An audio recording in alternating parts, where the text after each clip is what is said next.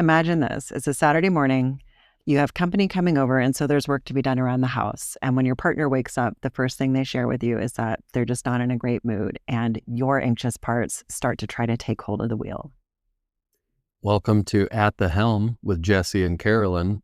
Let's talk about how we navigated this tricky situation. So, I am the partner in question. I did wake up on that Saturday morning, and for whatever reason, I just wasn't feeling it. I was grouchy, I was grumpy, I wanted to stay home and work on myself and do self-care things and figure out what was going on with me. But I knew that we had plans, that we had company, and this had been on the calendar, and I needed to find a way to take care of my parts that day so that we could have a good day with our friends. And so I did the responsible thing, and I immediately told my partner that I had woken up on the wrong side of the bed, that I wasn't feeling like myself, but I knew there were things to get done, and I was going to get them done. And when our guests arrive, I would be myself. I would be entertaining. I would be gregarious. I always rise to the occasion when we have people over to entertain. And so, unfortunately, for me, that is a big kind of trigger of internal anxiety. And long story short, we'll kind of skip to the end. The thing that I realized towards kind of the end of our morning was that really what was taking over was codependency. So when Jessie shared that he kind of just wasn't feeling well, wasn't feeling up to it, really wanted to do these things for himself, immediately I felt this like tightness, and I wanted to control that for him. I wanted to fix that, change that for him. And so I offered up to him, we can always cancel if you're just not feeling up to it today. And to which he said, no, like I said, like I'll get the things done. I'll be my normal self by the time they get here. I'm just wishing that I had space to do more of this kind of self-care practice. And again, like now looking back at it, I recognize that that was really rubbing up against that codependent part of myself that really was just uncomfortable with the fact that he wasn't feeling perfect, wasn't perfectly willing to, kind of jump in the day, and that there were other things that he wanted to get done. And whenever that part shows up, I tend to kind of regress into that kind of younger part of myself, like we talked about in our first episode. And I tend to try to not want to deal with that part either, because I know that it's not logical. I know that it's more kind of an emotional experience that I'm having, and it's really not happening. But I didn't recognize that immediately. Usually it takes me a little bit of time to kind of notice that that's happening. And so Jessie goes out to start working on the yard work. Eventually, I follow him out after I've cleaned the inside of the house. I had a little bit of weeding to get done. And I approached him and said, because I've just been sort of thinking about this in my mind, sort of circling around it. And I just suggested, like, why don't we just cancel? You're not in a good mood. I could tell he just like wasn't feeling great. And so I tried to have that conversation with him about that. And what I really needed in that moment was for him to tell me everything's going to be totally fine. Look, I'm in a great mood. I'm really looking forward to this. That would have really set that codependent part of myself at ease. But I was not in a great mood, and I am authentic, and I was not in any mood to placate Karelin's younger parts at that moment. I was taking care of business and taking care of my parts. And so I very firmly, but gently and kindly told her that everything was going to be okay, and that I was working on my stuff, and that she needed to go take care of herself. And that the danger was that if she did not take care of her parts before our friends showed up, that they were very likely to come out when our friends are here, and alcohol is dissolving that wall that protects those parts and keeps them from coming out and interacting with other adults.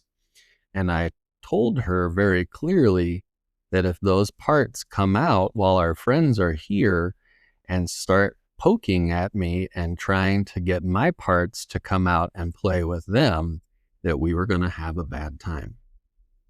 And that again, so codependency was kind of already driving the bus. And so when I hear from Jessie, anything that kind of implies that I'm not being perfect, and again, not that he intended that, and not that it, that it makes sense that that's what's happening, but that's what I hear. is like, well, if you get your stuff together, then everything's going to be okay. And you know what? If you don't get your stuff together, today is going to devolve into a mess. Immediately, I mean, I probably can't even count the number of parts that kind of get activated by that to sort of show up and try to protect codependency or try to kind of deal with that in the moment. So Jessie says that to me and then, goes to continue doing yard work. I walk away and kind of huff. And normally in the past, I probably would have turned around and made another snide comment. I would have made some sort of comment about like, well, I guess we might as well just cancel then since I can't get myself together. Because there is a very young part of me that's feeling like, well, see, you can't do anything right. You're not perfect. And so all of that was kind of coming up for me in the moment. And the thing that I'm super proud of, and this is something that I encourage my clients to do, and I know it's going to sound so simple, is I just walked away. There's been times in the past where I've literally kind of white knuckled it and just walked away, taken the dogs for a walk or done something like that. There's also been times where I've taken the dogs for a walk and the whole time I'm thinking of the thing I should say or want to say, and I've turned back and said it, and we've gotten into a gigantic fight.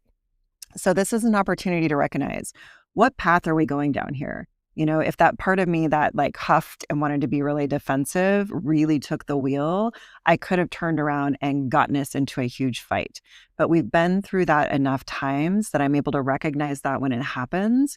I know what I'm feeling inside, and I start to begin to recognize the pattern of thought. A lot of times for me, that includes things like very exaggerated statements. Well, Jessie always, or he never, or I always, or never, those kinds of things. So paying attention to how you're thinking, what we call cognitive distortions or thinking traps in, kind of the therapy world, that black or white, all or nothing thinking is very prevalent for me when I start getting into this place, personalizing, jumping to conclusions, all of those kinds of things. So beginning to recognize that pattern. Anytime I'm folding laundry or doing dishes and I start telling myself, well, Jessie never does the dishes. Well, that's not true, right? Jessie does the dishes. And like I always say, I never deal in absolutes. Mm-hmm. And so it's something really important to pay attention to, is how you're thinking, how you're feeling, and starting to get to know those patterns. Like I said, we have gotten into many, many fights, with the same pattern happening. The codependent part of me gets activated. It tries to take care of Jessie, tries to control the situation so that I no longer feel that discomfort. And Jessie very directly says, I can take care of myself. I will be just fine. But I'm not taking care of myself. I'm not taking care of that codependent part of me that now feels uncomfortable. I'm not taking care of that anxious part of me. The part that's kind of hyper vigilantly watching our relationship, watching his mood, paying attention to all of that, which is something that is really, really common with neurodivergence, with codependency. If you grew up in a household with any kind of like emotional ability, like emotions just either being, totally secret or just like, kind of exploding everywhere all the time, we very often wind up really vigilant around other people's emotions. Did anybody else notice Karelin bringing up the word perfect several times? Mm-hmm. For some reason, there's a part of her that thinks that she needs to be perfect and flawless to be acceptable and loved. And so the part of me that I am really proud of, so I wasn't perfect. I didn't handle that perfectly. And I really could have totally derailed the day had I let that part start, squawking right in that moment. If I'd let that part talk, I probably could have totally ruined the day. And However, I also would have been a part of that because myself, my higher self, was out of patience, mm-hmm. was dealing with my parts that were wanting attention and not feeling good at that time. And that was all my capacity, was to take care of my parts and not have a meltdown. So I didn't have the capacity to take care of her or to be super patient and compassionate if she came after me looking to start something. And again, that's another part of me that's another experience that I struggle with. When Jessie does start to lose patience, again, I get in that mindset of like, see, like, you're just not good enough. You're not perfect. All of those things start talking to me in those moments. And so despite the fact that I recognize that that's incredibly healthy for my partner to say, hey, didn't wake up feeling great this morning. I'm going to have to spend a lot of my energy taking care of my stuff and kind of getting myself back on track. almost immediately I'm asking him to take care of me. And so that's another thing to pay attention to in our relationships, is that sometimes our partner is not in the place where they can take care of, reassure, do those things. And we have to build that muscle within ourselves to be able to do that for ourselves. I know logically that at the other end of this, our friends are going to show up. Jessie's going to be kind of back in that sort of host, engaging mode, and everything's going to be just fine. But there was that part of me that knew that it was less than ideal for him. And so I was, like I said, really trying to control that, wanted to take care of him, despite Jessie saying, I've got it. I'm taking care of myself. So just beginning to really notice that about ourselves can be really important. And we tend to look at the parts, I refer to them as our children, like we each brought our own metaphorical children into the relationship, the younger parts of us that have not resolved their issues, that have not healed from whatever they went through to get them into those patterns and into those loops of negative behavior and negative thoughts and unhelpful thoughts. And so I like to say that ideally you have two well-adjusted, grounded parents in the room, and they are taking care of their own children and their stepchildren that were brought into the relationship with their partner. But at the very minimum, you have to have at least one responsible, grounded adult in the room who's looking after all of the parts, all of the children. When we get in trouble is when our parts come out and I can't handle my parts and she can't handle her parts. And then we don't have enough patience for each other's parts. And then it becomes, well, we have unruly teenagers in the house and they're ruining our lives. And I'm sure many of you are familiar, and we have also had experiences like that. And so the moment that I really was super proud of myself, and I hope that, for any of you who are beginning to do this work and really notice these things, that you really give yourself a pat on the back when you recognize what was the part that's at the wheel. I knew all morning I wasn't quite right. Like I said, I didn't lash out at Jessie and really try to provoke a fight, but there was a big part of me that wanted to. And so eventually I realized who was driving, the bus, who was at the helm. And it was codependency. And I went, oh, I get it now. Jessie woke up. He's not feeling well. I want to control that for him. I want to take care of him so that I don't feel the discomfort that I'm asking him to do yard work, because despite the fact that we both own this house together, we both care for this house together, in my mind at that moment, I said, well, he just wanted to have an easy morning to take care of himself. And you're making him do these things. You're making him, be ready for guests to come over. And so codependency got really flared up. I finally recognized that. And Jessie was out in our living room, and he had just finished yard work, and I came up to him and I said, I'm sorry. That was codependency. I recognize that you just weren't feeling great this morning, and codependency really took over because I felt guilty that you needed to do all these things, quote unquote, for me. And in that moment, I saw Jessie's face just like totally change, and he lightened up and was able to connect with me because I think he saw that who we refer to as Mrs. Wadkins, kind of the adult self version of me, finally was back at the helm. So no longer was he dealing with one of those unruly teenagers. And in that moment where I saw his face change, and like I said, I was really like kind of proud of myself for recognizing that. All of a sudden, everything kind of shifted for us. And we just were able to kind of go back into the mode of getting ready. The house was clean and ready to go. We just needed to kind of get ourselves ready to go. And everything shifted from there. And we actually had a really lovely time with our friends who came over, and just really had a great day that we really needed together. Yeah, and I was also very proud of Karelin in that moment. I had to maintain my boundaries and my barrier. I had my shield up intentionally. I was not going to deal with the part of her that was struggling in that moment. I didn't have the capacity. I knew that it was her responsibility. It was Mrs. Wadkins's responsibility to take care of those parts and listen to them. That was probably one of the most important things, was to stop, slow down, listen to what is actually going on inside, and hearing the story that is being written internally by those parts.